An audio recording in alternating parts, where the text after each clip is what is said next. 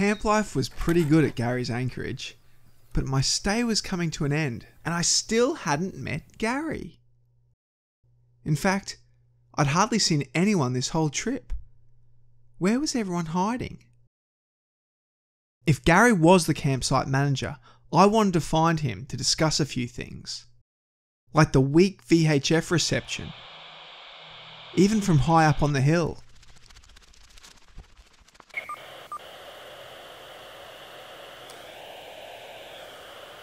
And the poorly signed toilets.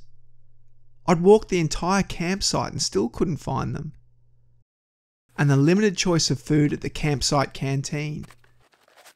How much pasta can one man eat? I looked around for Gary, but the only footprints I could find were from wild dingoes. Well, as I discovered, Gary, whom this campsite is named after, was never the campsite manager, but he was quite the hero.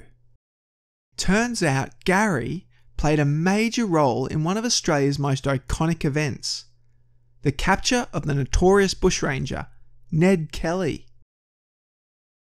If you're not Australian and have never heard the legend of Ned Kelly, let me quickly get you up to speed. More plays and books have been written about Ned Kelly than anyone else in Australian history. In fact, even today, Ned Kelly's famous beard is inspiring a whole new generation of hipsters. But back in 1879, the police were having a very hard time catching Ned Kelly and his infamous gang of bank robbers. So the police requested the help of 6 Aboriginal men, including Gary Owens, whom this campsite is named after. Gary, who is also known as Barney or Wurinelli, was born and raised here on Fraser Island. The police requested Gary's help because he was a highly regarded tracker and could hopefully locate Ned Kelly and his gang, who were hiding out in the bush. So Gary and his team journeyed thousands of kilometres interstate to regional Victoria and spent the next year tracking the elusive bushranger. Gary's team eventually located Ned Kelly, with the hunt culminating in a day-long shootout where Ned Kelly was finally captured. For his incredible bravery and courage, the police board awarded Gary £50. But being an Indigenous man, the government withheld Gary's reward and refused to give Gary the money. Gary's commanding officer was so disgusted by the government's treatment of his Aboriginal colleagues that he refused to accept his own reward in protest. Gary returned home but died a poor man, having never received his rightful reward, nor the recognition he deserved for capturing Australia's most notorious outlaw. Well, after learning about the life of Gary Owens, it's fitting that this beautiful, unassuming campsite on the banks of Fraser Island bears his name.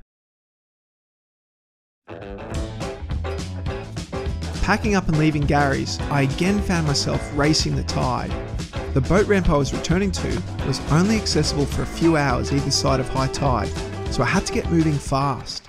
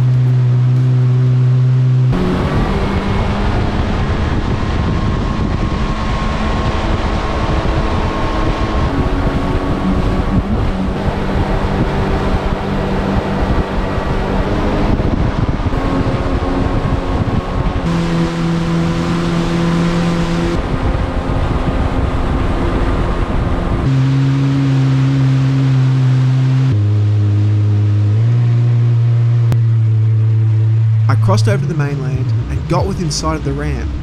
The water was now so shallow that I risked sucking up sand and debris, so I cut the engine and tried to walk the ski in.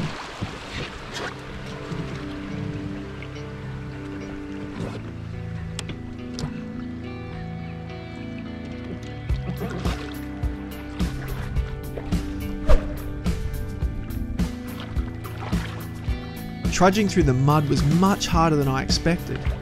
I was sinking up to my knees in the soft, sticky mud, which was more like quicksand. Every step was exhausting, and the jet ski itself was beginning to bottom out and dig into the mud. About 100 metres from the ramp, I gave up and threw out the anchor. This would become a nighttime recovery mission.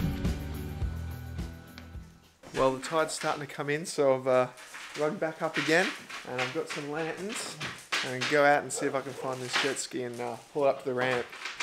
Well, it's 6 o'clock, and the tide looks like it's starting to come in, so I've driven down the boat ramp, and thankfully it's a full moon, so I might be able to see what I'm doing, hopefully. Time to brave the cold and go find this jet ski.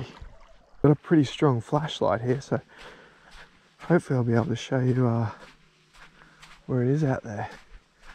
So I'll head on out.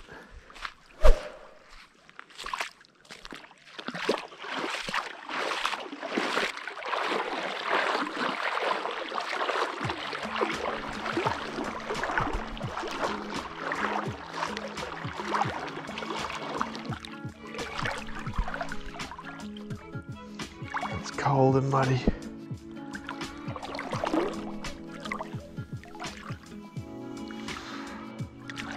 There she is.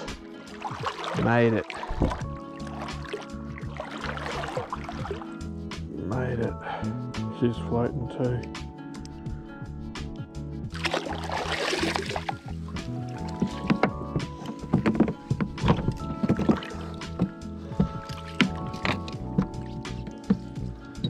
Get my torch out again.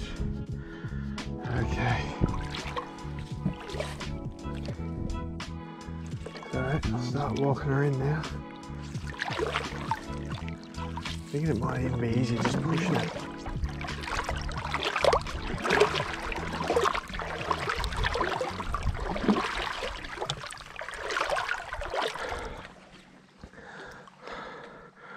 Well, I've got back to the car.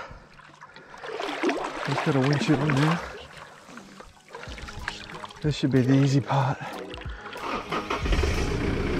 Well, after a long day, the trip was finally over. Thanks for watching, hang in there, and I'll see you next time.